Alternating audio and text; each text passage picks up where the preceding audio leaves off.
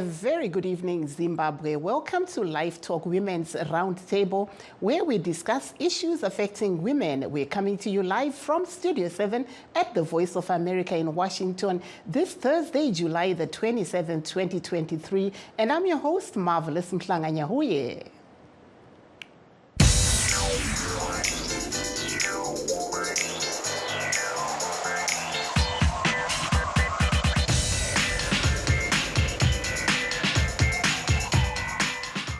Tonight on LiveTalk Women's Roundtable, we're discussing the upcoming presidential election, which has 12 candidates on the ballot this year, 11 being men and 1 woman, Elizabeth Valerio. Another aspiring female presidential candidate, Linda Masarira, the leader of opposition Labour, Economics and African Democrats, lost her bid in the High Court to contest on August the 23rd. We're going to hear from you, our listeners and our guests, at how and why this race is dominated by men in a country where women are the majority as the country prepares for the forthcoming general elections. But before we delve into our main topic, let's take a look at what is happening here in the United States. As part of the U.S. government's Young African Leaders Initiative, or YALI, a cohort of 23 young leaders from 18 sub-Saharan African countries, including Zimbabwe, embarked on a visit to an agricultural farm in Maryland.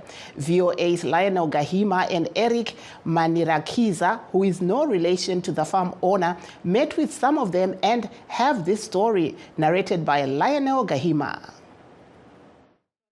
This farm, owned by Jean Berkemans Manirakiza, is more than 2 hectares. Manirakiza grows Afro-Caribbean heritage crops and uses his family farm to serve underserved communities such as refugees and immigrants. Today, he's welcoming young African leaders. This is farming. It's not taking naps.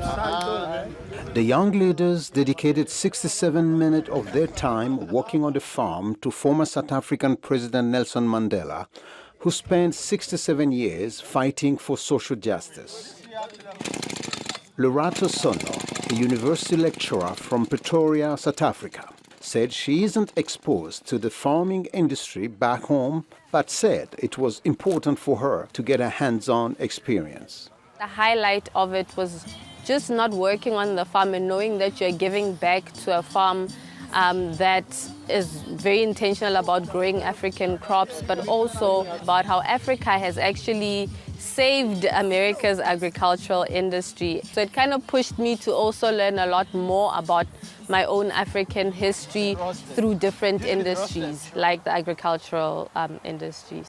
Young leaders like Isaac Pomboloka of Zambia said they are resolute in using the knowledge and experiences they have acquired to the development of their communities. So this is special. It was not just about a farming activity, but it is special because I'm getting to learn a lot of things about how agriculture system is marketed and how you add value to different kinds of activities you do here. And so this is beautiful for me, and I'm looking forward to do some great impactful things on my continent.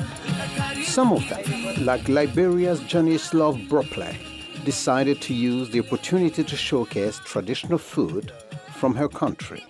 Yeah, people are making all kinds of different food. We have Senegalese jollof, we have pepper soup, we have barbecue, all kinds of different food. But there are other things I've learned here from my South African friends. There's something called pap.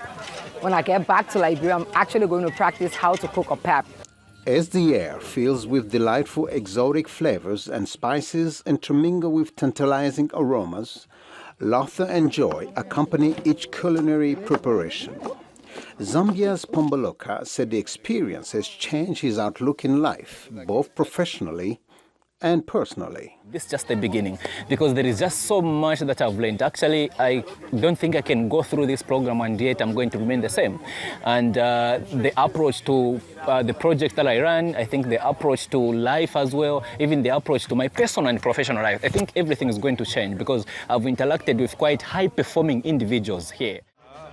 Departing from the farm, the fellows say they carry with them unforgettable memories, deeper bonds of friendship, and bridges of companionship that surpass borders. With Eric Manirakiza, Leonel Gahima, VOA News, Prince George's County, Maryland. Let's also take a look at what is happening in Russia, where African leaders are meeting with Russian President Vladimir Putin in St. Petersburg for a summit billed as strengthening cooperation in peace, security, and development. The second Russia-Africa summit comes as Moscow wages war against Ukraine. Russian President Vladimir Putin today addressed African leaders attending the Africa-Russia summit, during which he promised that Moscow will send up to 50,000 tons of free grain supplies to Burkina Faso, Zimbabwe, Mali, Somalia, Central African Republic, and Eritrea. Putin's address comes soon after the Kremlin pulled out of the Black Sea grain deal that was helping several African nations avert food insecurity. Zimbabwean President Emmerson Mnangagwa was given a helicopter as a gift by Mr. Putin.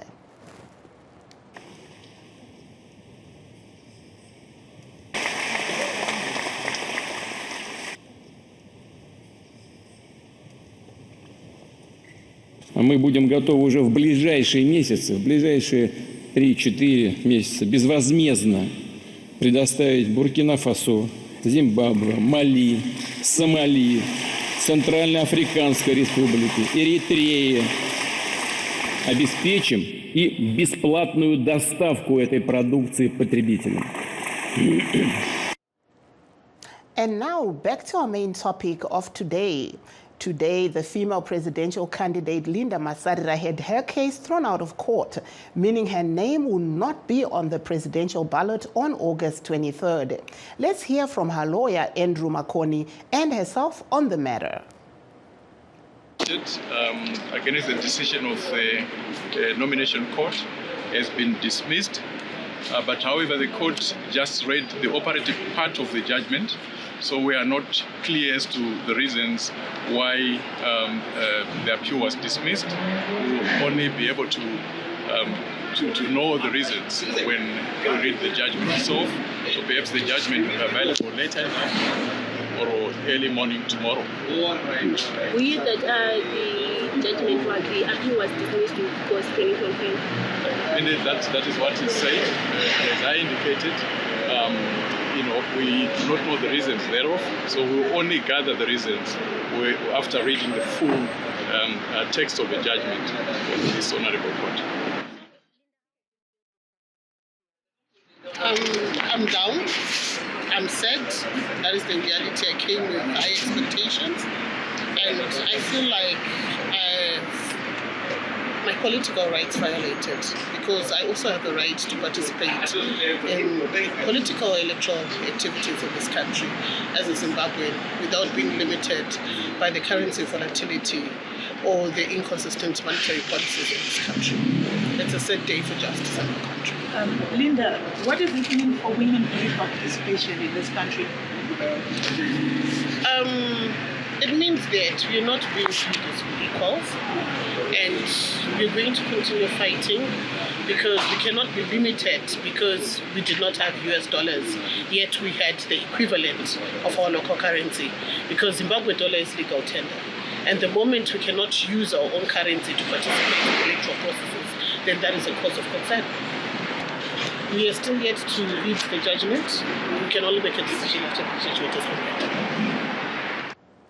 That there was Linda Masarira, the leader of LEAD, speaking in Harare today after the court ruling.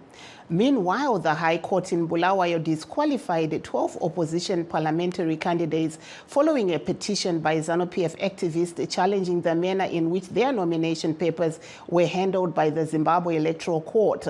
The High Court decision was a blow to the Citizens Coalition for Change because it will not have senators from Bulawayo and in Harare.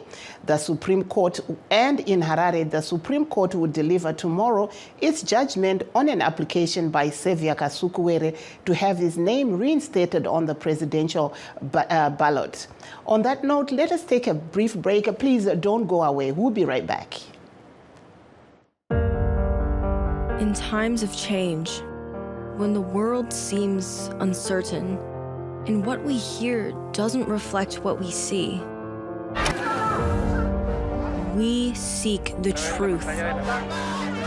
When we are told only part of the story, we lose trust. In moments of crisis, our dreams, hopes, and wishes for a better tomorrow depends on a free press. At Voice of America, we bring you the stories that people take risks to see. We connect the world and unite it with truth. At Voice of America, we show you the whole picture. And for those that have just joined us, please note that we are streaming live on our Facebook pages, VOA Shona, VOA Studio 7 and VOA Ndebele. And we're also live on YouTube, VOA Zimbabwe.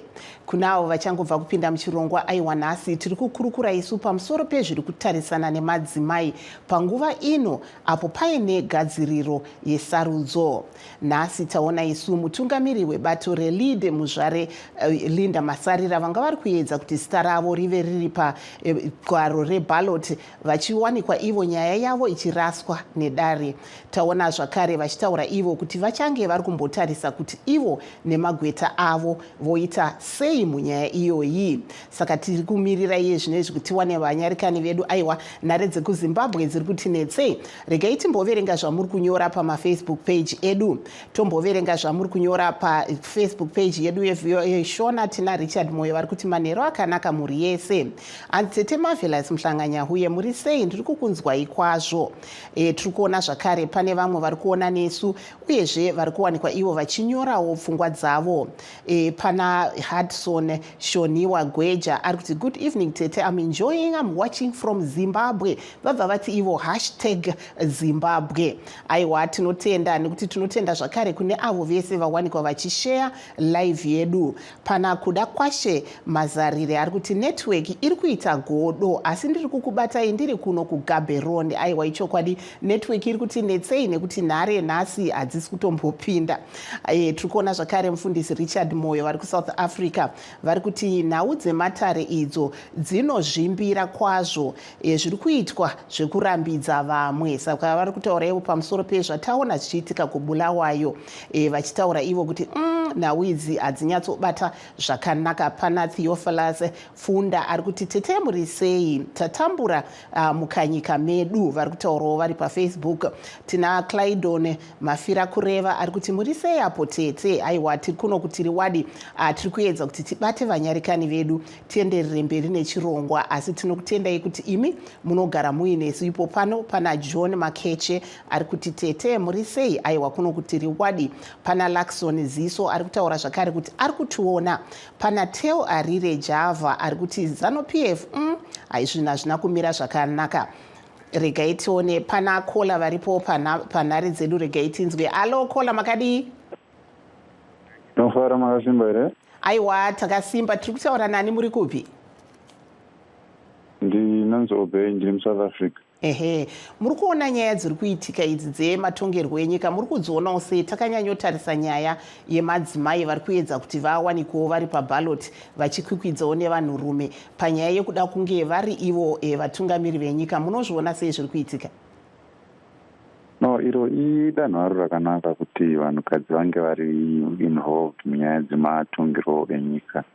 Asi dambudziko rinenge riripo nderekuti ivo vanhukadzi pachavo havasi vanhu vanotsigirana. Mukadatarisa kuti the biggest number inenge iri mumaballot vanenge vari vanhurume asi ukazoda kutarisa kuti vanenge vanovanawo madzimai ndo vanozowanawo mavhotsi mashoma. Saka kurudziro yangu ndeyekuti madzimai pachavo ivo ngavavhoteranewo.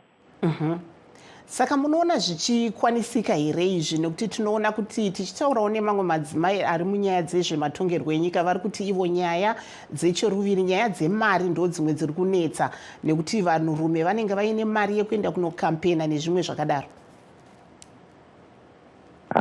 Yeah, of course mari zvayo inogona kunge ichicontributa asi kunyanya-nyanya zviri muvanhu.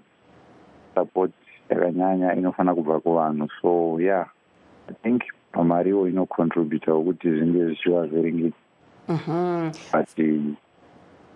Saka imi munoona zvakamira sei pasarudzo idzi dzichange dziri kuuya?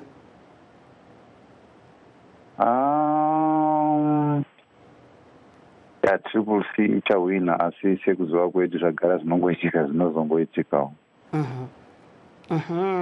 Asi tinoona kuti takaona vatungamiri vemapato iwaya emunyika vari kutaura ivo kuti zvinhu zvakadai sekubiridzira hazvisi kuzowanikwa paelection inoi, uyezve tinoona kuti pane maobserver aye ari kubva kuEuropean Union. Zvingabatsira here izvi kuona vamwe vanhu vanenge vari kutarisa kuti sarudzo dziri kufamba sei? No, zvemaobserver ari kubva kune dzimwe nyika inongorokavara kubirwa kuma-elections iprocess hazviitwe musi wa1. Zvinotanga kubva pachapera ma-elections aya. Ma-elections anotevera kana kuri kurigwa anozorigwa 4 years before, saka iprocess. So vanozongoyawo inenge iri cover up ane ma-elections kana kuri kubiwa anenge akatobiwa kare. Asi imi tiri kunzwazve mapato anopikisa vari kukurudzira vanhu vari kunyika dzakadai sekuSouth Africa kwamuri kuti dzokai kumusha muvhote. Imi muchakwanisa kuenda here, uyezve muri kunzwa zvichinzii nevamwe? Yes, kuenda tinenge tiripo, tinenge tichizovhota musi wa23 August. Vatogara navo tinongokurudzirana neshamwari dzedu dzatiinadzo kunoku nevari kumushawo kuti please kana wakarejista kuvhota musi wekunovhota, let's make it a priority, tobuda nemuwando wetu tinovhota. Mune vamwe vatanga tiri kutaura navo vanga vari kuti dzimwe dzenguva zvinhu zvakadai semari yekufambisa nezvimwe zvingatinetsei, asi tiri kunzwa kuti bato reEFF richange riri kupa mabhazi. Pane zvamungaziva here imomo muSouth Africa? Ndangonzwawo kudaro kuti pane about 400 buses dzichange dzichitakura vanhu kuenda kuZimbabwe. Ndangonzwawo, handisati ndane information iri solid, but kunzwa kwandaita chinenge chiri chokwadi. Hatizozivi kuti kana mabhazi achitakura vanhu anowasiya kuti sometimes vanhu vanogona kuti no, kune mabhazi acho achingogumira kana pabed bridge apo munhu anenge asina mari yekuzokontinya nerwendo, kana kuti akarejista kuvhota kwaMutare, umwe akarejistawo kuvhota kuMount Darwin, umwe pariba and so forth. So hatisati ane information yakati kuti mabhazi aya achange achifamba sei. Dai vamwe vemapato avakateerera zvii zvamanga muri kuzovataurirawo makamirira sarudzo dzemwedzi unouya? Ndoda kunyanya kukurudzirawo opposition kuti zviri kuitika muZimbabwe vari kuzviona. Recently pane audio yandakanzwawo, yandakateererawo, yandakaona ine vamwe mai vaitaura musangano waitwa naSabhuku vachinzi vanhu musi wekunovhota munofanira kunge munoti tiri mapofu. So ndiri kukurudzira opposition kuti maaudio anenge ngaasvike kuvanhu vachiziviswa kuti no, vhoti ikodzero yako, hakuna munhu anozokudza kuti musi wekunovhota iwo unenge uri bofu. Saka muri kuti imi zvakakosha kuti vemapato havanyatsoteerera zviri kubva muvanhu uyezve vape dzidziso. Matsanangura zvakadzama ipapo. Aiwa, batai makadaro mukoma Obey. Tichiri kumboedza nhare dzedu nhasi timboverenga zvatiri kuona zviri kunyorwa nevamwe page yedu yeVOA Ndebele. Please stay on the line, Obey, if you can. I'm going to also look at some of the comments that are being written by people on our Facebook page, VOA Ndebele. There's Patson Kulu who's saying, why are candidates have to be approved by the courts? Those 12 Azano PF CIOs who were gathering information inside the opposition parties, they were deployed by ZANU. All these opposition parties must chase them away. And then he goes on to write some things which we can't read. And then there's Patson Kulu again who's saying he doesn't agree with what President Mnangagwa is doing in Russia. Kulu is writing a lot. He says Chief Justice Luke Malaba is the main culprit in all these rulings, and he's on the Mnangagwa and Chiwenga hiding under judiciary jackets. That there's a lot that he's writing. There's Mduduzi Mafa who's saying, who's also giving his comment.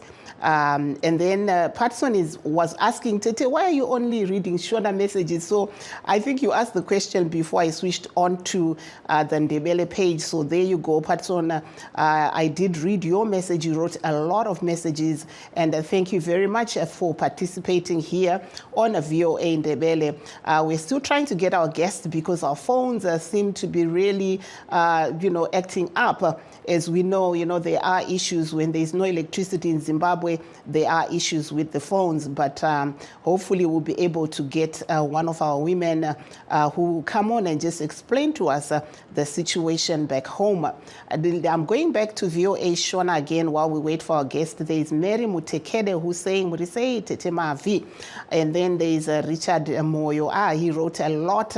Hanzi zvandakaona pangu painyoreswa kuvhota ndaiona vanhu vachinyorwa mumabhuku phone numbers avo. So that is what Mfundisi Moyo is saying. He's saying that what he saw happening in some areas, allegedly there were people.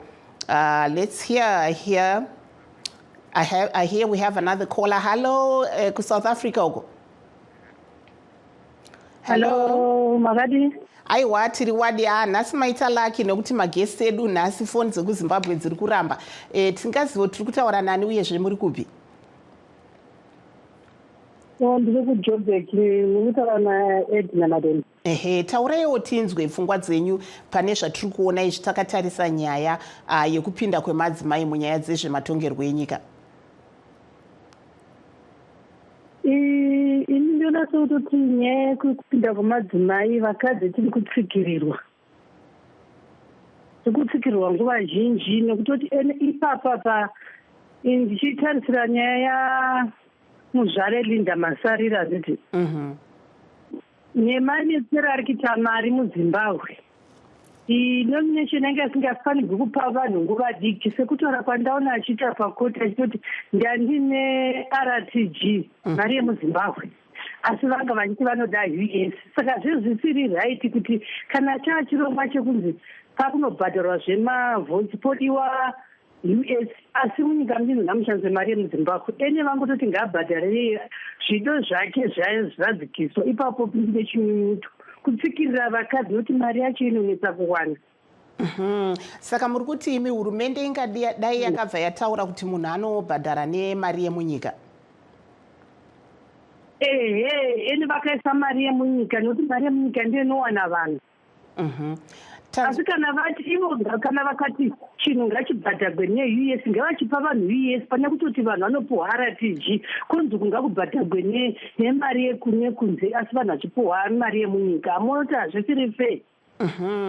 Tinoona zvakare pane kurudziro iri kunzi vanhu ngavauye kunowanikwa ivo vachivhota kuZimbabwe. Imi muri kunzwawo madzimai achiti chii panyaya iyi iri kutaurwa nevematongerwo enyika? Madzimai mazhinji anenge achida kuenda kundovhota asi madzimai akaberekana nematambudziko akawanda vanenge vaine vana vazhinji. Vamwe vane vana vakazvarira munomu asi vane shungu yekuda kuinda. Uyu mwana haana mapepa kuti ainde nemwana akabereka anodzoka sei? Mwana haana bepa ari kumwisa. Saka ndo chichemo cheche takamboisa pekutanga kuti Zimbabwe yakatinzwisisa vanhu vakarejesta muno asi kundovhota vanhu vanovhotera kumusha kana kuti pongoiswa senda kumaembasi emunomu vanhu vonovhota. Ndo chichemo chakambochemwa kudhara nemamai. Idambudziko ratinaro munomu. Saka vashoma vachainda vazhinji vane mhuri. Ko pamunenge muri kutaura semadzimai muri kuunzwa here nyaya yekuti pane mabhazi achanga ariko ari kunziwo achapiwa nebato reEFF? Ndiri kuzvinzwa asi hazvisati zvanyatsokubuda. Handingavindisi munhu kana munhu uchingoinda ingogara kugadzira mari yako. Kana mabhazi azoita woinda wopinda mumabhazi. Kana mabhazi asina kuita wokwira woshandisa mari yako. Hazvisati zvanyatsokubuda kuti mabhazi ari kubudirira here.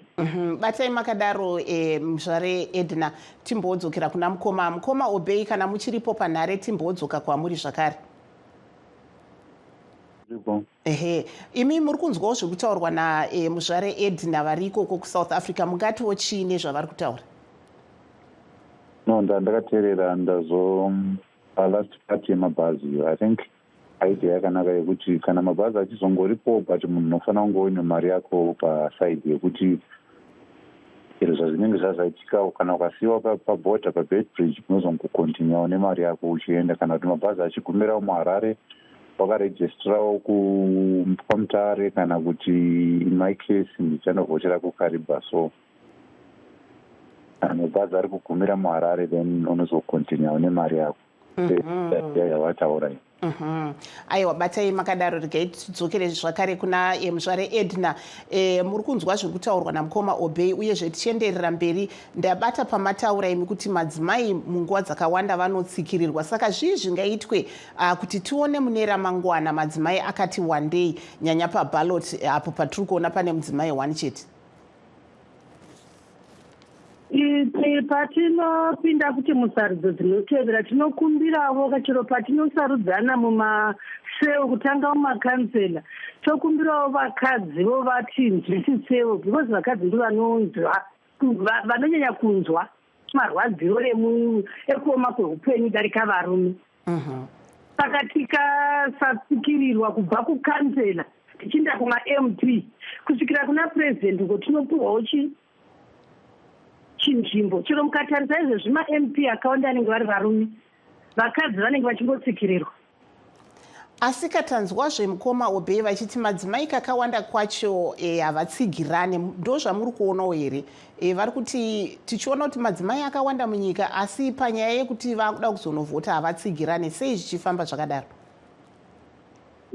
Ichokwadi, vakadzi ipapo ndo pane problem ratikwanisi kusimudzirana vakadzi pachedu. Munhu anotosimudzira murume achitadza kusimudzira mukadzi. Ichocho ichokwadi chataura mukoma Obey, hadzisiri nema. Ichokwadi. Saka pangaita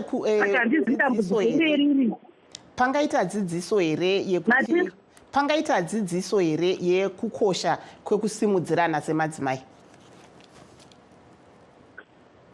Panotoda kutoti vakadzi timbopinda mumaleseni ekumbodzidzisana kukosha kwekusimudzirana vakadzi, kuti kana pane chirongwa chakadai ngatisimudzirane. Umwe wedu kazhinji vakadzi tinoshorana, ndo pane dambudziko ratiri. Timbobvisa kakushora, kuti ndikatsveta nhingi unoti anondiitirei, watotanga kutomushora usati waona zvaanoita. Pamwe iye anotogona kutodarika murume wawatsveta. Nekakushora katinako. Ya, batai makadaro. Mukoma Obey, chitipai mazwi enyu ekupedzisira tozopesana muzvare Edna. Taurai tinzwi. Mashoko mashoma andingataura ndeyekuti please vana veZimbabwe handei tinovhota whatever zvichazobuda musarudzo. Isusu tinenge taita ifort, tinenge tapedzawo ndima yedu. Vese vari muno muSouth Africa vakarejista kuvhota. Handei newandu wedu kana mabhazi achizenge aripo EFF ari kutaurwa nezvawaya tokwira tonovhota. Thank you so much mukoma Obey. Regai tipedzise nemi muzvare Edna mazwi enyu ekupedzisira. Takatarisa kuti sarudzo dziriko mwedzi unouya musi wa23. Ini ndiri kukurudzira wese mwana weZimbabwe kuti ngatinde tinokasika chivhoti redu, tisadzokera shure kana kuneta, nokuti vazhinji vanogona kuzoneta kuti tinogoindirei. Ngatinde tinokasika mavhoti edu. Ndo zvandingokumbira kumwana wese weZimbabwe, kusashayikwa anoneta. Aiwa, tinotenda chaizvo kuti makwanisa kupinda pachirongwa chedu nhasi. Vanyarikani vedu mafoni edu ekuZimbabwe anga asiri kutombopinda zvamuchose. And that brings us to the end of our show. We would like to thank all of those that are on our show, the viewers and listeners at home. Signing off in Washington, I'm Marvelous Mhlanga Nyahuye saying have a very good night, Zimbabwe.